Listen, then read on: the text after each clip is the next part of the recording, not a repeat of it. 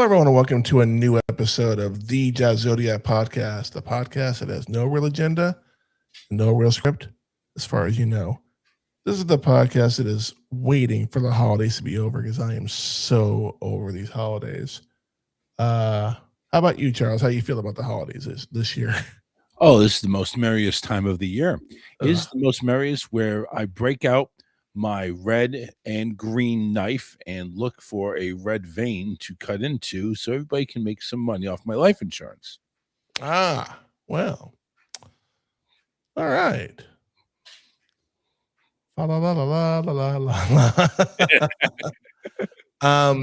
It'll be just me and Mr. Charles today. The psycho obviously has a different schedule than we do, and he's already heading to work.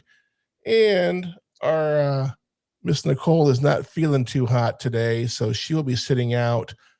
She did send me her list of answers to the questions. Normally, I don't know if they've done this recently or not. I don't remember, but they used to do the Slammys, and it Used. was awards for like Superstar of the Year, Batch of the Year, blah blah blah blah. Well, we're gonna do our own version. We're gonna totally piggyback. We're gonna call them the Zodiac Awards. You don't get shit. You just get the recognition. You get a pat in the back. But before I do that, let me introduce my co-host, the only co-host I have today.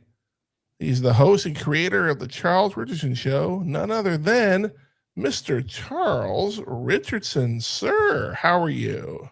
I am great. I want to let you know that I was the first one to make John Cena tap out. Wow. You know, do we count Nikki Bella? Because he fucking proposed to her at WrestleMania, I think it was. Yeah, that that was not just a tap out, that was submission. I give up. That was the only time he ever gave up. That was a 10 count. And again, with this being the end of the year, this will be the final episode of the year. We'll be taking a break until beginning of January. We thought we would again do our own version of the Slammys, and we'll do the Zodiacs. So the first category, I'm going to go from the bottom up. We're going to go with Villain of the Year. A lot of villains in WWE this year. I'm going to read what Miss Nicole put. She put Gunther. I could see that. Gunther definitely went on a hate streak there for a minute. Charles, who do you think would you nominate or give the award to for Villain of the Year?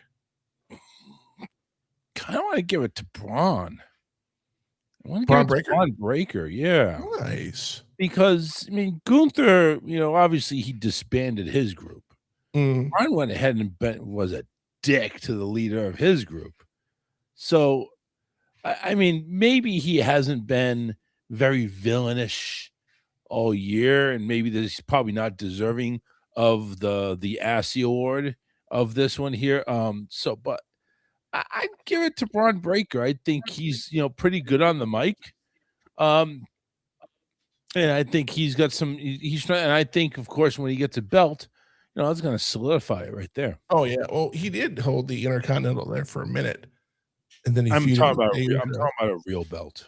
Oh yeah, fair enough. Yeah. I'm gonna, and especially after the promo he cut on Raw a week or two ago, where he's like, "After I'm done with you, punk, I'm coming for your wife." That's just some straight heel bullshit right there. I was like, "Whoa, they're making this personal." Yeah. Like I said, he's got some nuts on him. Yeah, he does. And if he has half the talent his father and his brother have, then he'll be all right. I'm gonna have to go with Gunther. Just the fact that he's just such a dick. I mean, I know it's all part of the character, but just what he did after he made Cena tap out on Raw, he's been asked to leave. He's gloating that I retired John Cena, and then him and AJ have an exchange, and Gunther gets in the car, rolls in the window, and goes, "Oh, hey AJ, by the way." I'm like, bro, that's dick. Yeah, But Gunther's the obvious choice, but yeah, he really is. I got to be different a little bit here. Yeah, well, You know, we all can't beat Gunther. no, it's true, but I do agree. Braun Breaker definitely has stepped.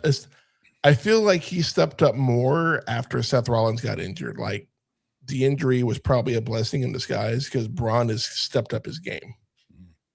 So Gunther, you go ahead and you get the trophy. The only thing is you can't see it. Fuck. Damn, he went there. We'll move on to the breakout star of the year. I'll start with Miss Nicole again. She put Javon Evan. I believe we saw him take on Cody. I know he's in NXT. I think he is. But I don't know. Do not know a whole lot about him to agree or disagree with that pick. But that being said, Charles, who do you think is the breakout star of the year? Stephanie Vaquer. We agree on that one. Yes. There is no doubt for a newbie coming in and just literally taking it by the horns. I see what you did there. Yeah, you just see what you did there. But yeah, Stephanie Vaquer, that is number one, she's hot. And number two, the move she does where she just sticks it between your legs and just pounds you. Oh, the devil's kiss. Yeah. Just I knew what it was called, but it's like, yeah, I know. But yeah, Stephanie Vaquer, definitely. And it's funny because I was talking to the Psycho Nerd earlier about this, and both Julia and Stephanie came in at the same time to the main roster. They kind of went their separate ways. Mm-hmm. Julia went and won the U.S. title. Didn't do shit with it. They just didn't. I guess they didn't know how to go from there, so they gave it back to. She dropped it back to Chelsea Green. Yeah, but they didn't write anything for her. And no. Honestly, if I have to say, and I know it's going to sound a little bit dickish, but if I have to say, I can understand Stephanie a little bit better. Yeah. She's just better, enunciating, and I can listen. If it was an Oscar where they're shouting Japanese and she sounds like she's constipated every time she's calling Kyrie, that's funny and stuff like that. We get it, we understand that. But if you're actually trying to speak English and all I hear is like mumble, you have mumbles in your mouth, it doesn't do it for me.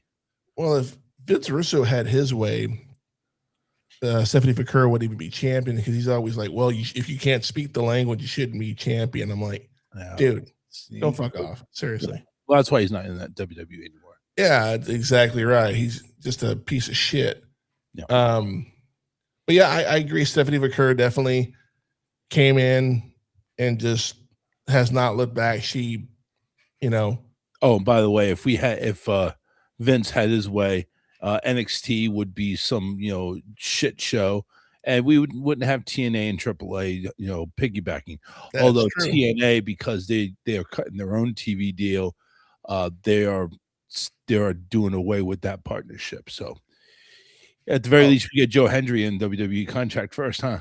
I was about to say that would be another person I would have put in the list for breakout star would have been Joe Hendry. I can't see that, and here's why. Because Joe Hendry behind me.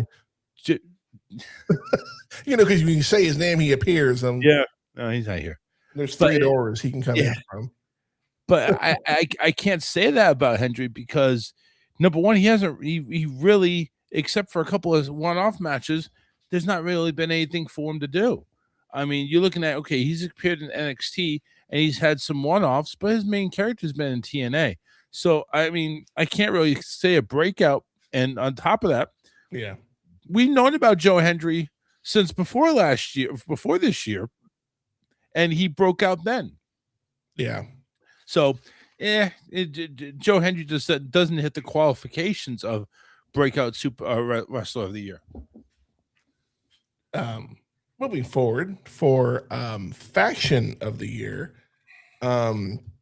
Miss Nicole put on here the Vision. Now, this is a tricky one because there's only two factions that I know of, and that is the Faction and the Judgment Day. You got two to pick from. Unless there's another faction I don't know about. It's obviously I would have to go with division because you can't really go against Paul Heyman. But if I had to be different and I had to look toward the future, if they could do something with this faction, I would be impressed. And that's the MFTs. I forgot about them. I would like them to be, be written for, because I do believe in Solo being a real mafia dude. Yeah. He dresses the part, he talks the part, he's a little goofy. I think they need to put that in check. But I believe there's a lot of potential with the MFTs. And they have been featured more recently. Mm-hmm. But the storyline hasn't been that great, so that I can't really say that they were the faction of the year. It would have to be the Vision, because the Vision is what center points around Paul Heyman, and Paul Heyman gets the TV time, and Paul Heyman this, Paul Heyman that, blah, blah, blah. See, and I do agree the Vision has done a great job. I totally forgot about the MFTs, but I'm going to throw a curveball, and I'm going to say the Judgment Day. Despite Liv Morgan getting hurt, they brought in somebody else. There's been drama in the Judgment Day for like a year and a half now. Like, are they going to disband? Are they going to disband? And then Liv Morgan shows back up, and everything's just right as rain again. Mm-hmm. But I feel like down the road, we're going to see Liv Morgan and Roxanne Perez are going to go to blows. I see it happening. And I'm sure that's probably what's going to happen. But as far as the award goes, because Liv was out of action and the storyline was spotty, with the exception of Dominic just being what he's been doing, it's really hasn't been a faction it hasn't been a team. It's been more of individual, just like grouping together and sharing a home or something. Okay, fair enough. I can get behind that, but I do like the fact that the story really hasn't. It's kind of evolved. It's gone to where Finn looks like he's the evil, trying to break up the group or at least get rid of Dirty Dom, and then Raquel and all this. There's a lot of different pieces that are going on that to me are like, okay, cool. There's going to be a breakup here soon. It's just a matter of when and how it's going to happen. Yeah, but there's been that talk for a while now, and it's like it just hasn't come to fruition yet. Agreed. Maybe it won't. Maybe the Judgment Day will stand tall, especially with Liv coming back. Liv being, I guess you could really put Liv as the leader if you really want to. Yeah, and they're trying to say that there is no leader in Judgment Day. Bullshit. There's a leader, of course. And the fact that they're following Raquel's words now, it's. Yeah, or not Raquel, Liv's say so. It's Liv 100%. Absolutely. Let's see. Now we have the rivalry of the year. Mr. Cole put Seth Rollins and CM Punk, and that's been ongoing ever since CM Punk came back. Just that genuine hate that Rollins has for CM Punk. And I don't know, with that rivalry, it just feels like it's a little brother pissed off at big brother for leaving home. That's how it feels. That's how it looks. Right. And I think Rollins needs to just fucking put on his big boy pants and shut the fuck up at this point. It's not even funny anymore. This needs to be done with, right? Yeah, agreed. What do you think is the rivalry of the year? I'm gonna take Drew McIntyre versus everybody. Because it's like you got Drew McIntyre and Seth, you got Drew McIntyre and CM Punk, you got Drew McIntyre and God knows who else is just going to get pissed off at him or something. Drew McIntyre versus Nick Aldis. I mean, just damn, it's all over there. So anybody with Drew McIntyre, I'd put in there. Fair enough. For me, and this gave us a heel turn that I didn't see coming, but I'm okay with it, especially how much of a ass she's become, and that's Lyra Valkyria and Becky Lynch. Right around WrestleMania is when it started. They won the tag titles, everything was happy, and then they lost them the next night, and then Becky made that turn, and I'm like, finally a turn that I can get behind, because they tried that with her turning on Charlotte, and I'm like, you can't turn on someone nobody likes. Yeah, true. It just doesn't work. You know, it has to be someone wholesome like Lyra Valkyria or Bailey or somebody of that stature. And they finally got it right. And every time you see Becky come out there, you know, talking shit to Nikki Bella, oh, well, you know, you used to be the hot couple, but oh, you broke up with him and you can't see him anymore. Just all these I'm the best wrestler in the world according to Sports Illustrated. They say it, and I'm like, it's not just not me just saying it. Sports Illustrated saying yeah, it. like, dude, she's spitting facts, but what makes it the heel turn so much fun. Your mother's saying it. Yeah, it's just my last Leia saying it. Yeah.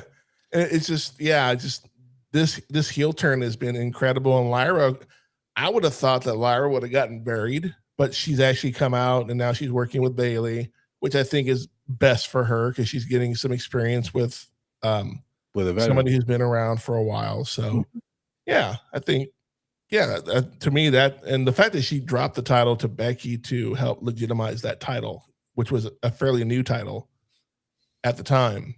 So yeah, you got to go ahead and get some prestige, just like, you know, AEW.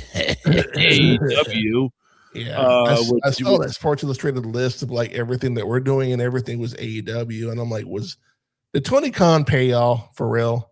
Because there was nothing WWE on there at all. It was like Jericho getting the first AEW world title just to legitimize it, and I get that. That's you know, the right thing to do. Yeah, agreed. Then they just, you know, shut the bed ever since. Agreed. Next we've got the match of the year. Miss Nicole put Io Sky, Rhea Ripley, and Bianca Belair at WrestleMania. That was a good match, actually. In fact, I think Io had won it like the Raw before WrestleMania, and so it's like, okay, cool, we're gonna drop it to Rhea or Bianca, and then Io ended up retaining it and coming out on top, if I'm not mistaken. So I can't remember what match it is, but I know it was a ladder match, and it was the one where Fatu finally said, "I hate you, Solo." Oh yeah. Oh, I don't remember what match that was.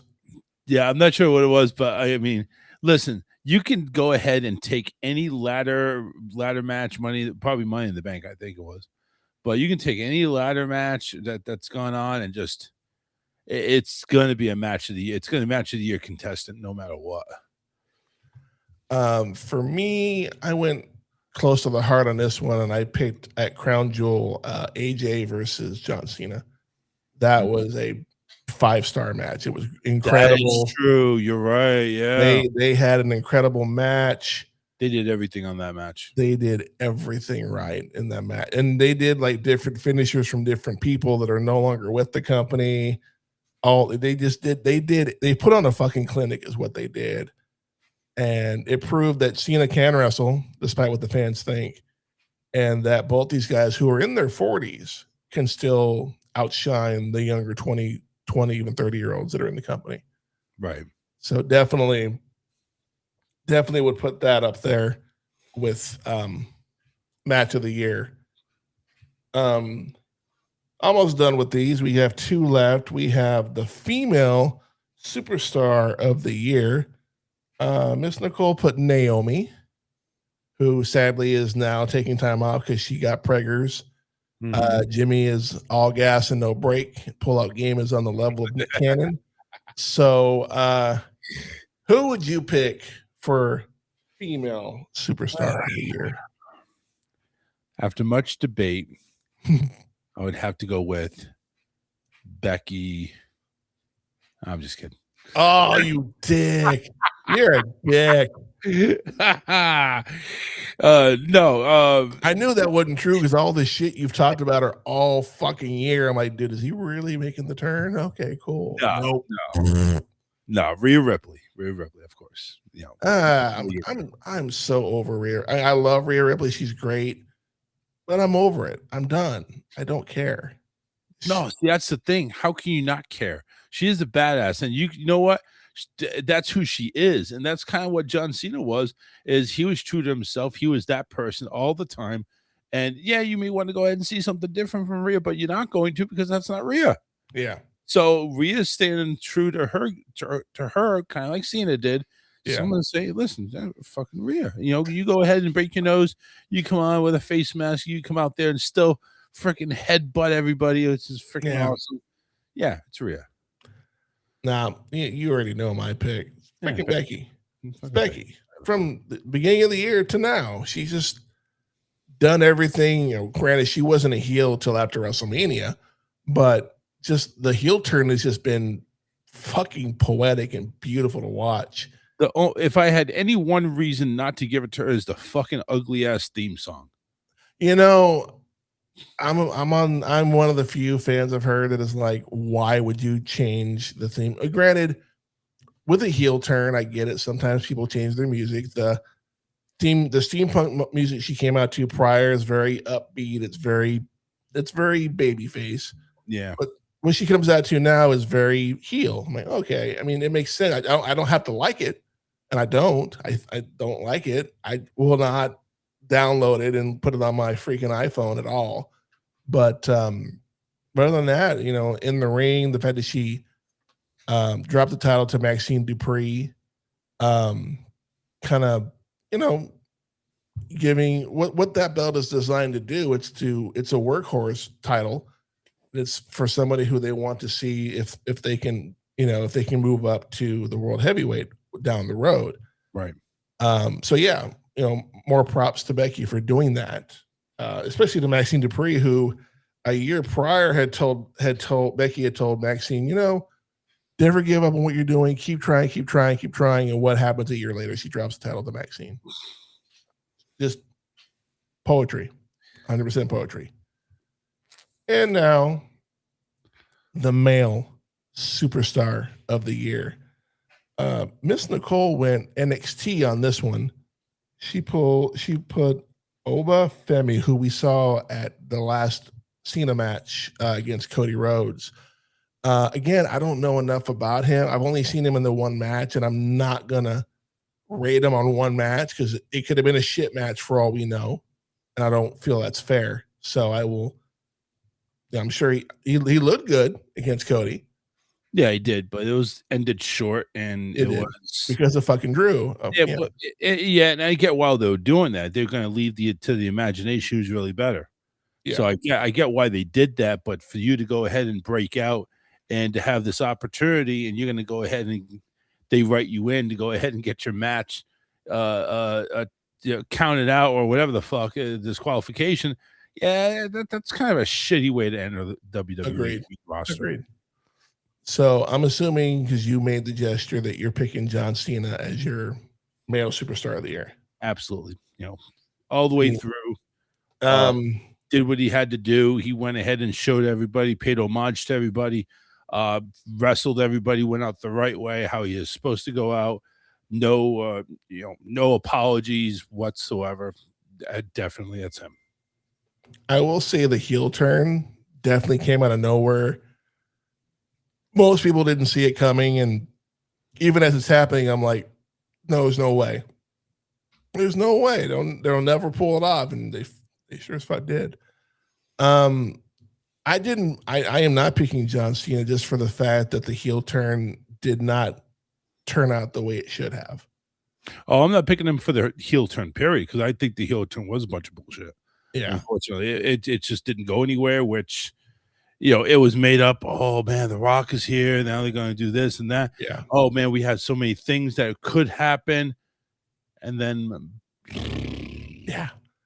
So, if anything, that's the one reason why John Cena shouldn't be male superstar of the year. Yeah. But you know what? The fact is, he went out, retired on his own terms, and as long as he stays retired on his own terms, oh boy, I will back my decision, even though he's gone on public.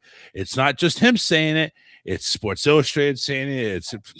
It's just all of his media. He's saying he's done in ring.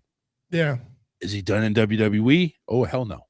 No. He just signed a 5-year like good judgment or whatever the hell they call it contract. So he's not going anywhere. No. I debated on a long time for two different people. One of them being CM Punk. just the level of work he's done this year has been incredible. But we mentioned this person earlier, and I feel like he has put over more talent this year than anybody else has. He has remained a heel. He has lost more than he's won, and yet he's still coming back. And that's Drew McIntyre. Sorry, I know as an Irishman I can't ever favor a Scotsman, but you know what? The dude he's paying his dues. I feel like there's another title run coming in his near future. Oh, I hope so. I really do, because I think he deserves it. He definitely, he's paying his dues in regards to being the heel. Yeah, he does a very good job at the heel, very good job on the mic. Yep. And he's strong and powerful. And it's even though he's losing in ways that you don't normally see. He's losing in ways his character has his flaws. Yep. So it's not like he's losing with a submission hold that he will never submit to, Gunther. He's not losing like that. He's losing in a way his character is supposed to be, and that is, I'm thinking too much into this. I'm going to try to light it up a little bit more than it should be, and it turns out to backfire in his face. Yeah. But I do feel like Drew and The Miz both, I feel like they're way overdue for title runs, because The Miz hasn't had a title run since what, 2011? Yeah, but Miz hasn't really been written into, and I think he's not there to be written into storylines anymore. I think he's a part-timer now. Which I think is kind of shitty, because whether he's a heel or a face, he's always over with the crowd. And I feel if anything else, put the US title on him or something. Put a title on him. No. Him, I don't know. He has not earned it. He has not earned. I mean, has he earned it in his career? Yes. Yeah. And he's had titles. He is a Grand Slam champion. He's done his time. He really has. Yeah. And if it wasn't to the point where Cena was a 16-time title holder, I really don't think a belt run would have been in his cards. They wanted to do it because he is the greatest of all time, the best superstar that they've had, I wouldn't say wrestler, the best superstar they've had, the best entertainer, grants wishes, just overall, they honored him the way they should have. Yeah. For the Miz has had his time. It's time to pass the torch to other superstars. So you want to go ahead and get Carmelo Hayes involved, and you want to heal with him, fine, do that. You want to go ahead and put him over, do that. It's time to pave the way for the next generation. The Miz had his time. He's done. Fair enough. Although talking about Raw, I feel like Finn Balor he hasn't held a big belt since he had the Universal, and he had to relinquish it right after he won it because Seth Rollins injured him. Finn Balor is a different story. Finn Balor really hasn't had a time, really. No, he hasn't. He hasn't. So if anybody's deserved it or owed it, Finn Balor has been there. He's held the tag titles. That's great. With JD, he's held it. That's great. But he needs a solo thing, man. And if it needs to be with the Judgment Day, so be it. Give it, I think it's time for him to take on a major belt. And I'm not talking about Intercontinental. No, I'm not talking about like the Speed Championship or the NXT Championship. No, I'm talking about we need to go ahead and get him with the WWE or the World Heavyweight. Yep. Agreed. Now, if you could rate, or if you could grade a letter grade 2005 for WWE as a whole, what would that letter grade be? I don't know. It's 20 years ago. I couldn't remember. No, I mean just for this year. 2025, you mean? No, 2025, yeah. You said 2000. I say 2005. I meant 2025. My bad. Yeah. What letter grade would you give from January 1st to now? I give it a solid B. I wouldn't say B plus. I say a B, because there's been some flops. There's been some shows that just shit the bed. But there's also been some amazing moments and amazing matches. So yep. I wouldn't definitely say it's not average. I think it's been above average. Even though they're pricing the audience out of their limit, and they really are. There's all freaking advertisements and all that shit. But you know what? Beside that, I'm talking about the actual what you see on TV. What I see on TV is head and shoulders above anything else that's out there on TV. And again, with some disappointments and some PLEs, I would give it a solid B. I would give it a B minus only because there, like you said, there's been some hits or misses. Again, like you said, TKO is pricing out the real fans. I'm sorry, I don't want to go to a show, a Raw or a SmackDown, and have to pay like $300 for a nosebleed ticket. There's no freaking way. I'll stay home and watch. I'm good with that. And I think people can talk bad about Vince all they want, but Vince kept the prices affordable just because he wanted the fans to go. Despite the shit that Vince has done. There's a lot of posts out there on Facebook about, hey, Vince should have done this. Vince, you should have kept Vince. Listen, Vince dug his own hole, and there's a reason why he's not there no more. Yep, true. Okay, I get that. And I get that this is a business and we're trying to make some money. I get that as well. I also get TKO and why they're doing what they're doing. The fact is, it is killing the lower middle class, the people that, the kids. You want to go ahead and you want to pay $200 a ticket for a kid, and then all of a sudden you're over here decorating the mats like they're freaking billboards. No, tables are billboards. What's next for the chair? I'm dying to see what they're going to do with the chairs that are being used now. Kendo sticks are going to have some type of banner. Is that what's going to go on? Every match is sponsored by everything. Listen, I get you're making a boatload of money. Jesus Christ, you really have to make that much money? Lower the fucking ticket prices. Why the hell you got to do what you got to do? Yes, Vince kept the ticket prices low. Vince kept the integrity of the mat. Vince also went ahead and sexually abused a whole bunch of fucking female wrestlers. Vince also was a cheater, fucking cheat. Vince probably had something to do with the Epsteins. I'm just saying. Yeah. He's an evil human being. I just wish there was somebody to take over Vince that also had the same morals and characters as Vince. But also keep in mind, Vince was still running the show when TKO came in. Yep. Keep that in mind. He's the one that relinquished that. Yep. It's true. And it's just, they're going to be in. You would think The Rock, of all people, family member, Disney man. Yep. You would think The Rock of all people would be who was on the board, would go and say, dude, what the fuck are we doing? Charging $300 for a ticket and nosebleeds. What are we doing? Why are we desecrating the fucking mat that my grandfather and my father wrestled on and all this other shit and my bloodline has to wrestle on? You're going to take fucking hits with cricket on the mat or ride out of Saudi Arabia. What the fuck are we doing going to WrestleMania in Saudi Arabia anyway? I don't know. What the fuck is going on there? Stupid. It's all about the money, but where's the money going? That's the thing. Where the fuck is the money? If you're going to charge that much money, and you know where the money's going? It's going into the pockets of the billionaires that are already existing. Yeah, no, they just want more money. I feel bad for Triple H. I think he has nothing to do with this. He's just doing the creative. That's it. He's just kind of stuck there. That's it.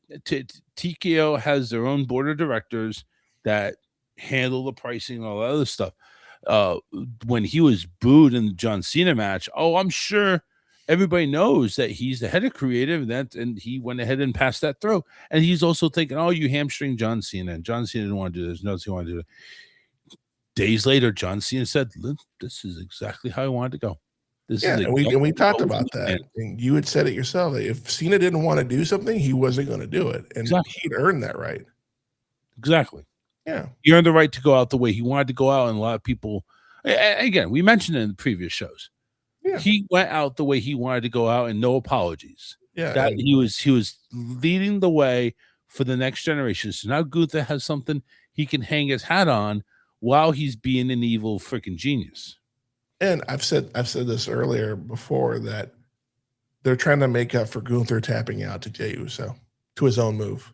They're trying to rebuild him up, and that's fine. They should never have had him tap out. I think that's in the past, to be honest with you. I don't think true, but now they're talking about him retiring AJ Styles and Brock because they're pretty much like, we're done in 2026. We're done too.